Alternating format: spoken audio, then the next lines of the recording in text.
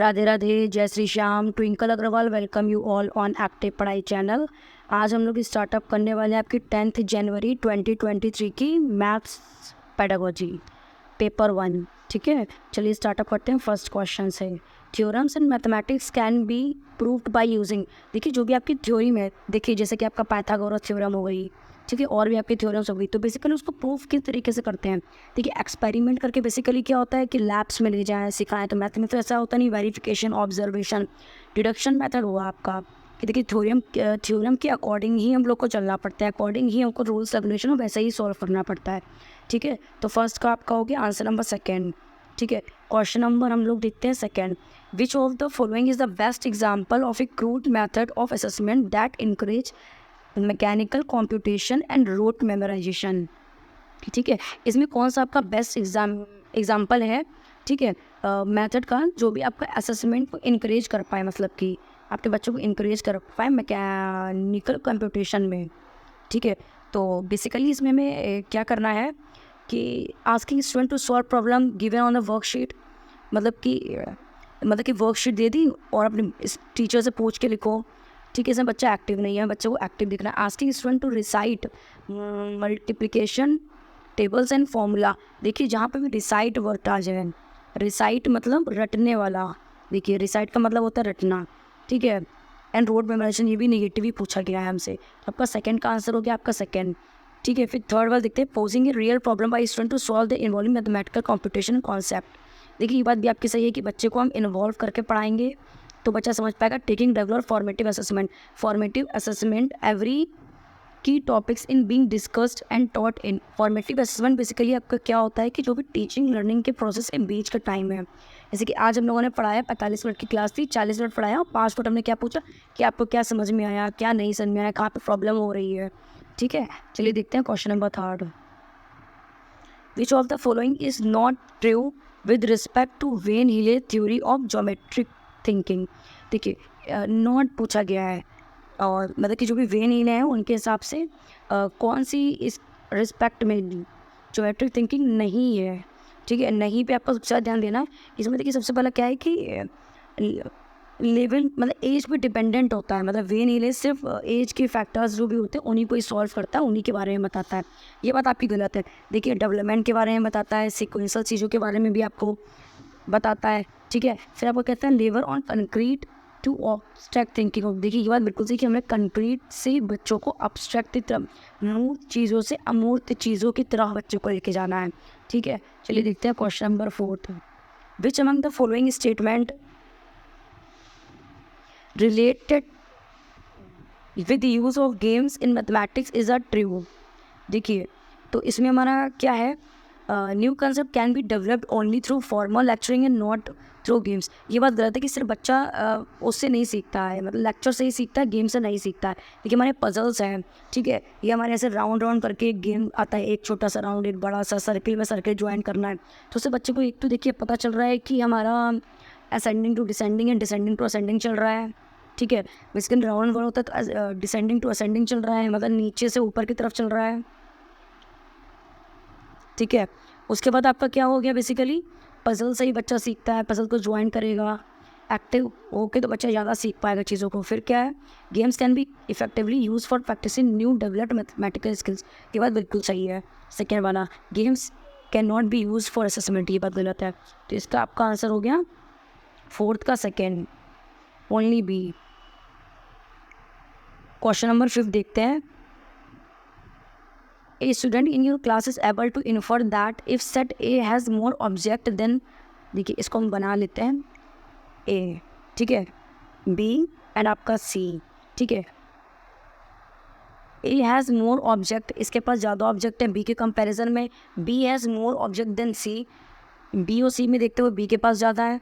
And then A has more object than C को देखते हुए A के पास ज़्यादा है। ठीक है, तो बेसिकली इसमें क्या है, ट्रांसिटिविटी है कि एक से चीज़ को दूसरे को ज्वाइन करके बता रहे हैं कि इसके पास ज़्यादा है कि कम है। ठीक है, तो क्वेश्चन नंबर 6 देखते हैं। Study of patterns has been promoted at primary level because.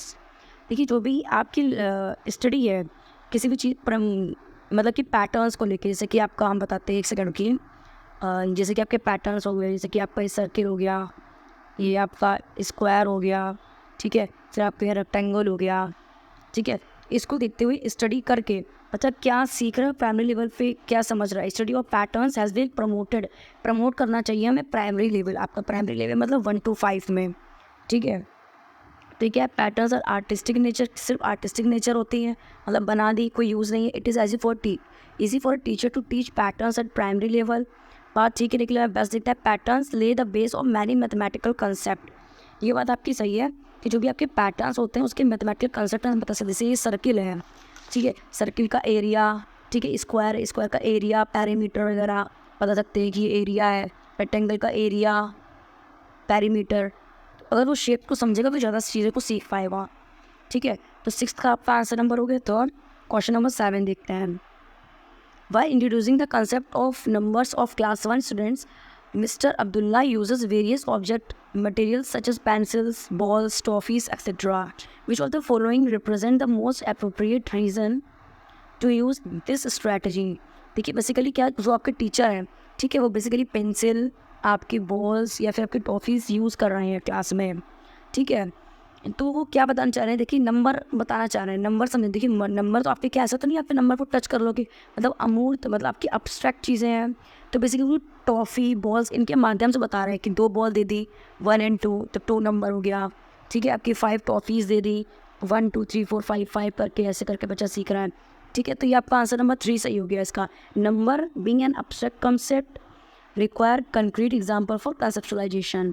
Abstract चीज़ को बताने के लिए हमें कंक्रीट चीज़, मतलब अमूर्त चीज़ों को बताने के लिए हमें मूर्त चीज़ें दिखाई पड़ रही हैं, ठीक है। तो 7 का आंसर नंबर हो गया थर्ड। क्वेश्चन नंबर 8 देखते हैं।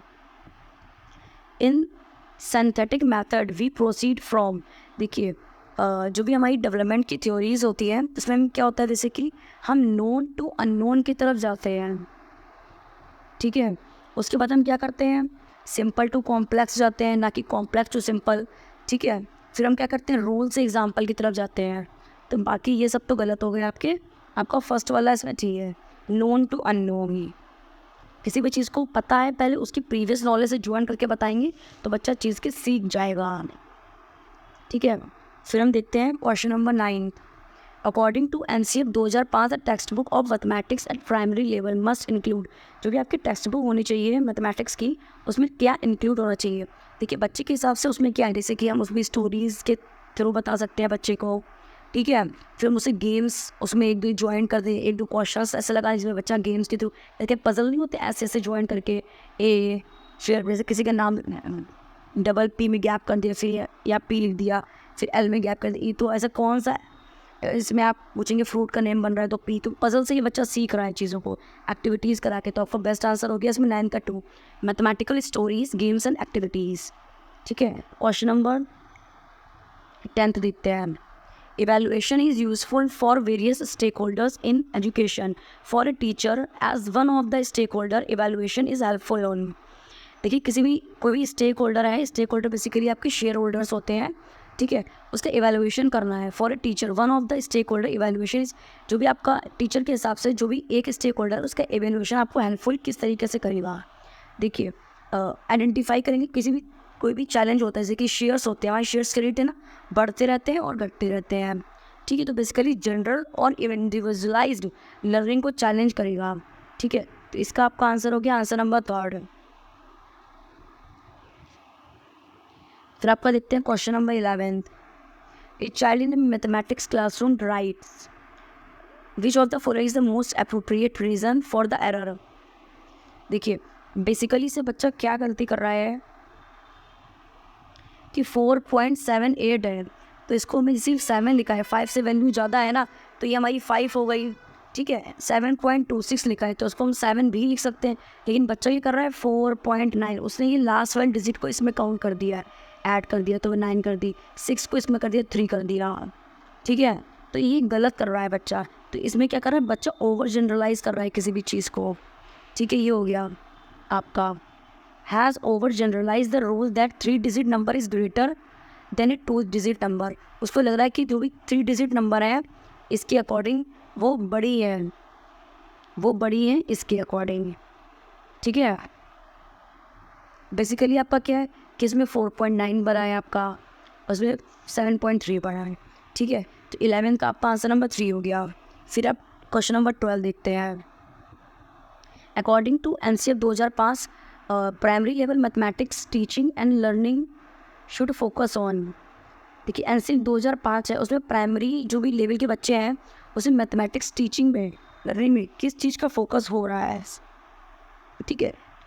मैथमेटिक्स में बेसिकली हमें क्या करना है, बच्चे को एक्सप्लोर करने की कोशिश करनी है, बच्चा एक्सप्लोर कर पाए, ठीक है, प्रॉब्लम सॉल्वर बन पाए और एक्टिविटीज़ कर पाए, ठीक है। तो आपका 12th का आंसर नंबर हो गया 3rd।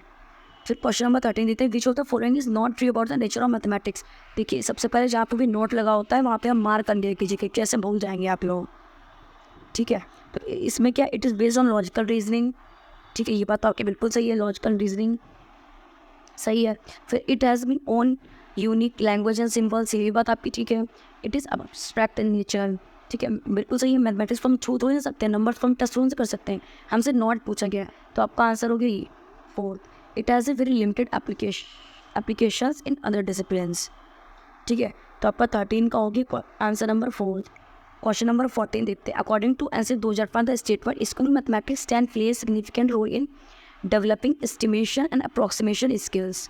जो भी बच्चा है उसके अंदर हमको डेवलप करनी है स्किल्स 2005 के तहत, ठीक है। तो यहाँ बच्चों को क्या करना है, जो भी साइंटिफिक मैथमेटिकल एवरीडे प्रॉब्लम जो भी है बच्चा वो उसमें इन्वॉल्व हो पाए, ठीक है, उसको हम एक्सप्लोर कर पाए। तो ये हो गया आपका आंसर नंबर 4।